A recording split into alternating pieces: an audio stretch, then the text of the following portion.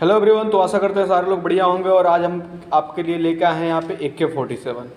जो AK-47 rifle है, सारी जितने भी डिफेंस एस्पिरेंट है सभी को पता होगा कि काफ़ी इंपॉर्टेंट है।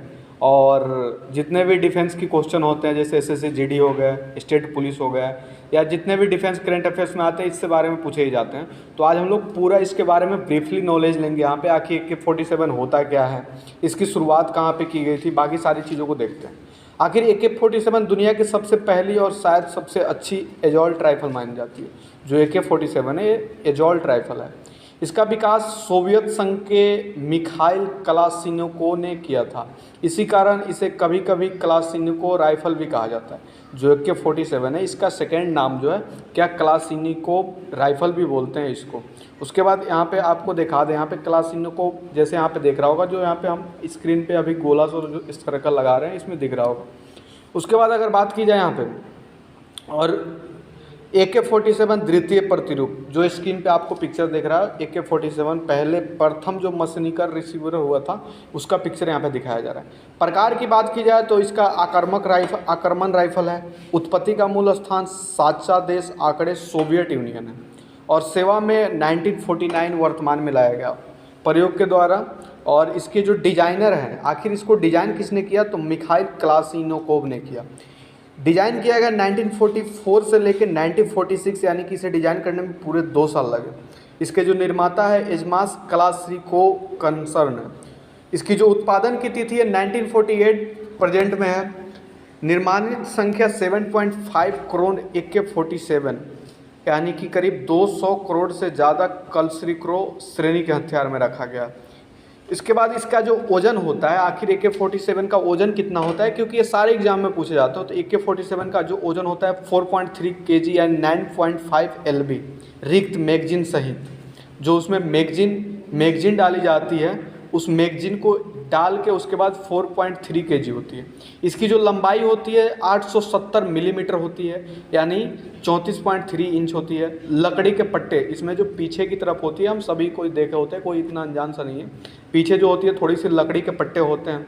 875 मिलीमीटर 2.9 फीट की फोल्डिंग स्टिक होती है, जिसे हम लोग फोल्ड कर सकते हैं और इसे एक्सटेंडेड भी बनाया जाता है। 645 मिलीमीटर यानी 2.1 फीट की स्टॉक फोल्ड होती है, जिसे नहीं फोल्ड किया जा सकता। इसकी जो बैरल की लंबाई होती है, बैरल जो आगे की तरफ होती है 415 मिलीमीटर यानी कि 1.4 मीटर। इसकी जो कारतूस की बात करें तो कारतूस जो होती है 6.62 इंटू 39 मिलीमीटर होती है। इसकी कार्रवाई गैस चलित घूमता बोल्ट है। इसकी आग की दर बात करें तो करीब 600 राउंड 1 मिनट में 600 राउंड मारी जा सकती है। इसका थुत्थन वेग की बात करें तो 715 मिलीमीटर से लेके यानी 2346 फुट सेकेंड में। दूरी जहाँ तक अस्त्र मार सके, इसकी जो अधिकतम दूरी होती है 100 से 800 दृश्य समायोजन मीटर। फीड करने के लिए अगर इसकी प्रणाली की बात की जाए तो 30 राउंड अलग हो सकने वाले वॉक्स मैगजीन 40 राउंड मक्स के साथ भी चल सकने लायक, या RPK की 75 राउंड वाली ड्रम मैगजीन के साथ समायोजन होने लायक। यानी कि कितने राउंड चलाते हैं ये इस पर डिपेंड करता है कि उसमें मैगजीन कौन सी डाली जाती है। इसके जो आकर्षक बनाता है समायोजन लौह दृष्टि छिद्र, इसको जो देखने में आकर्षण बनाता है उसको समायोजन लौह दृष्टि छिद्र होता है वो बनाता है। 378 मिलीमीटर की होती है यानी 1.2 फीट। इसकी अगर डिजाइनिंग का इतिहास पता किया जाए कि आखिर इसको डिजाइन किसने किया, तो द्वितीय विश्व युद्ध के समय जर्मन सेना ने एजॉल्ट राइफल की संकल्पना विकसित की। इन्होंने देखा कि ज़्यादातर मुठभेड़ों में 300 मीटर के दायरे के भीतर ही होती है। यानी कि द्वितीय जो विश्व युद्ध हुआ उसमें उन्होंने देखा कि जर्मन के जो सेना थे 300 मीटर की जो अंदर के बीच के दायरे हैं उन्हीं के भीतर लड़ाई होती है। जबकि उस ज़माने में जो राइफलें और कारतूस मिलते थे उनकी शक्ति इतनी कम दूरी की लड़ाई के हिसाब से ज़्यादा होती थी। इसलिए सेना ने इस प्रकार की राइफल और कारतूस की मांग की जिसमें सब मशीन के गुण, बड़ी मैगजीन और कई मोड पे गोली चलाने की सुविधा हो, और यह 300 मीटर के दायरे में काम करती है। इसके परिणाम स्वरूप जर्मन सेना की STA-44 राइफल सामने आई। हालांकि ये इस प्रकार की पहली राइफल नहीं थी। इटालवी की सेना की सेई रिगोटी और सोवियत सेना की फेदरो एवतोमोट राइफल इस श्रेणी की थी, लेकिन जर्मन सेना ने यह राइफल बड़े पैमाने का प्रयोग की थी जिससे उन्हें इसका मूल्यांकन करने का मौका मिल गया। सोवियत सेना ने जर्मन सेना के सिद्धांतों, सोवियत सेना की फेदरो एवामोट राइफल इस श्रेणी की थी, लेकिन जर्मन सेना ने ये बड़े राइफलें बड़े पैमाने पर प्रयोग की थी, जिससे उन्हें इसका मूल्यांकन करने का मौका मिल गया। सोवियत सेना भी जर्मन सेना के सिद्धांतों और दर्शन से प्रभावित हुई और द्वितीय विश्व युद्ध के बाद इनका पालन शुरू कर दिया।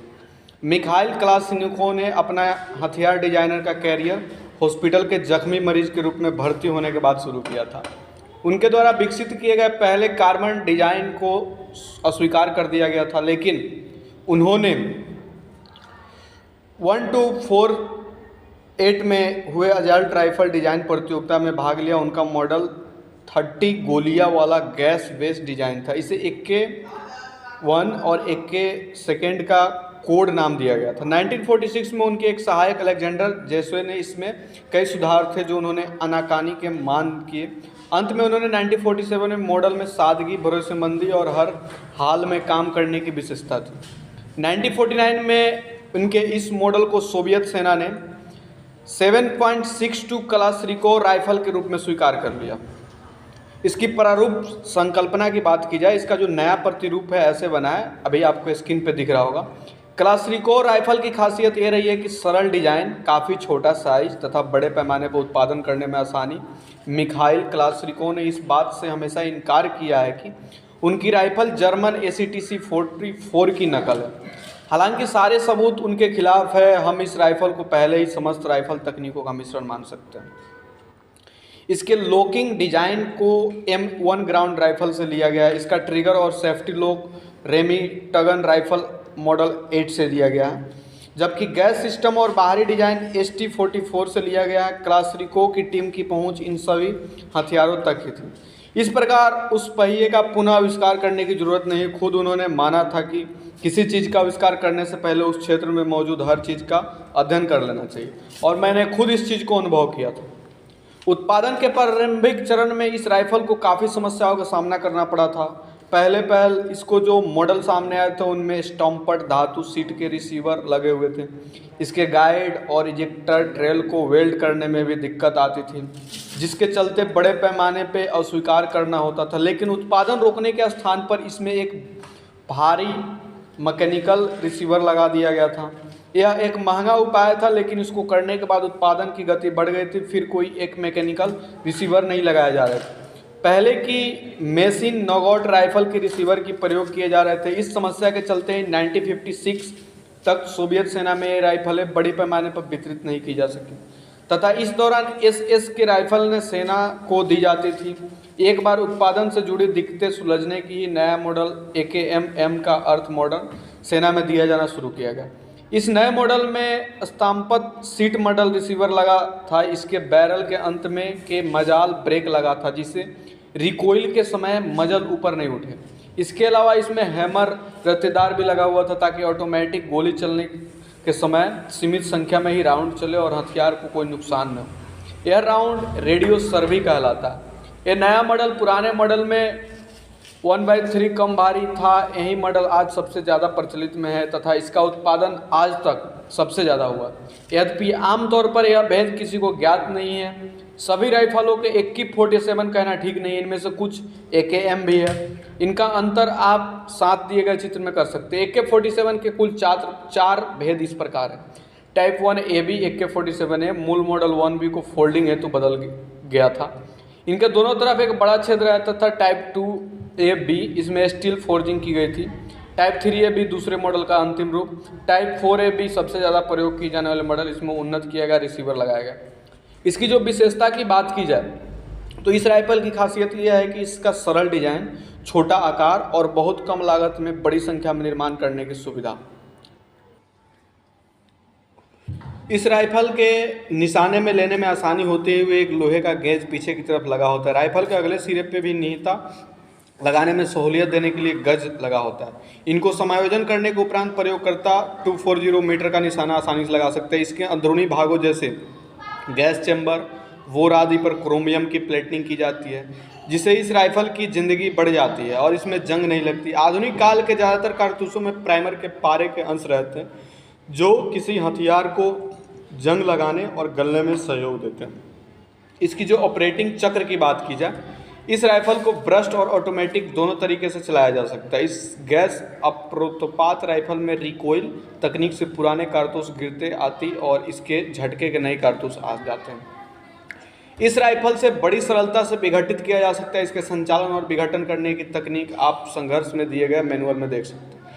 इस राइफल में 7.62 × 39 मिलीमीटर के कारतूस आते हैं जो 710 मीटर प्रति सेकंड की गति से आते हैं। यह अधिकतम अप्रॉक्सीमेट 400 मीटर की दूरी पर जाते हैं। और आशा करते हैं कि ये जो वीडियो है आपको अच्छा लगा होगा, आपके लिए काफ़ी इम्पोर्टेंट होगा। और ऐसे ही वीडियो को पाने के लिए आप लोग चैनल में लाइक, सब्सक्राइब और इसको शेयर करें। और जिस टॉपिक पे भी आप अगला वीडियो चाहते हैं उसके लिए आप कमेंट कर सकते हैं। तब तक के लिए बाय बाय, मिलते हैं आपसे जल्द ही कोई अगले वीडियो में।